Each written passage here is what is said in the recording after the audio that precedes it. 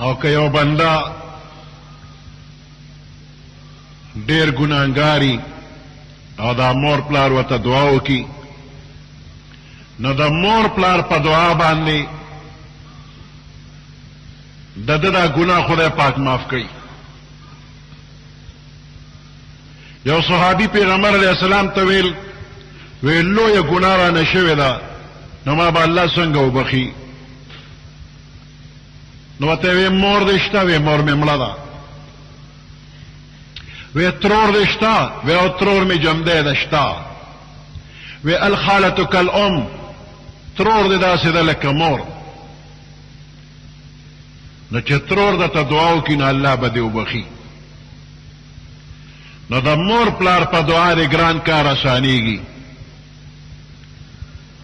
که مور پلار دې نی نو ترونه تروریانې او ماماګان دا د مور پلار په ځای دې دوی نه دعا وغواړه. سلیمان علیه السلام پیغمبر دی، بادشاہ دی. یو ځل ورته الله پاک حکم وکړ سمندر غاړې ته راوځه، د خپل قدرت عجایبات درته ښیم.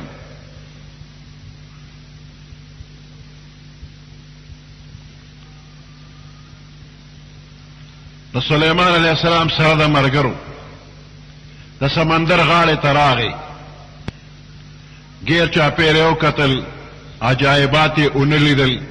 نو یو پیري ته یې ویل جني ته یې سمندر کې غوټه ووه، څه عجایبات وګوره ما تاله ووایه.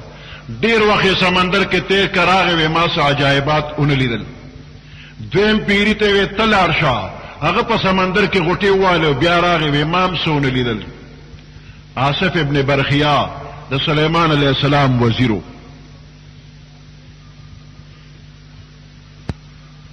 هغه ته وی ته لږ معلومات وکړه. الله واړو ډېر ساعت پس راغی او د سمندر د ویښ نه د ګنبد په شکل یو مزیدار لویه قلا وه هغه یې راوویسته، ګنبد نما قلا وه.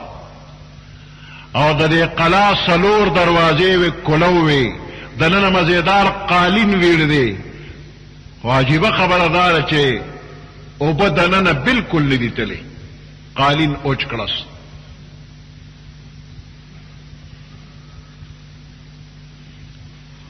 سلیمان علیه السلام دې قلا کې ورننوته، دننه یو خشتان نوجوان په مانځه ولاړ دی.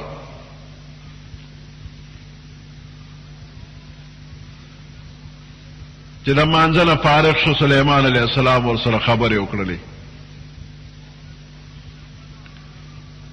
دا نوجوان وی د مور پلار یو زوی یمه، مور میں پستر گولندا، پلار میں پخ پوشل، اویا کال میں د مور پلار خدمت کړې وی او د مور پلار راته دعا وکړه چې یا الله زمنګ دې بچی له عمر دراز ورکې، د خپل عبادت توفیق ورکې، په داسې ځای کې اوسوا چې شیطان ورته نشي رسېدی. مور پلار میں وفات شو. د وفات نه پس ما کور ته تک پرېښود، جړل مې چې کور کې خو مور پلار لتلم چې مور پلار نشته، چاله لاړ شم سمندر غاړې ته رالمه. سمندر په غاړه دا مزیداره قلا مې ولیده، زړه مې وغوسته چې داخل شم پکې. چې ورلم پوه شوی نه یم چې دا قلا څنګه د سمندر ویښ ته رسېدلې ده. نو زه د سمندر په ویښ کې په تنهایۍ کې عبادت کومه. سلیمان علیہ السلام وتوی چې د خوراک څښاک څه انتظام دی. وی د سحر یو شنه مرغۍ راشي، د هغې په خولې کې زیړ رنګ یوه میوه ده، د انسان د سر عمره ده. هغه میوه مال راکي او زه چې هغه وخورم د دنیا د تمام خوندور څیزونو خوند او مزه په دغې میوه کې وي.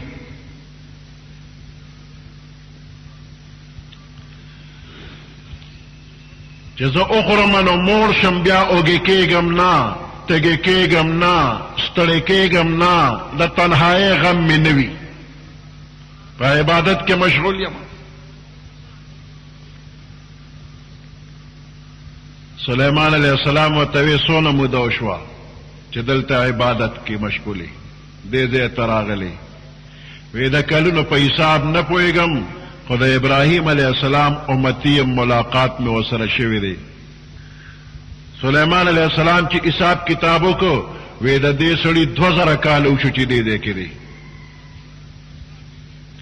آخر کې وته صد کوي چې زما شاهي دربار ته ما سره ځي ناغه وته نستا شاهي دربار ته نه ځما د سمندر په ویخ کې د تنهایی د عبادت چې کم خوند او مزه ده شاید چې هغه خوند او مزه په شاهي دربار کې ملو نشي نو ما خپل مقام ته بیا ورسوه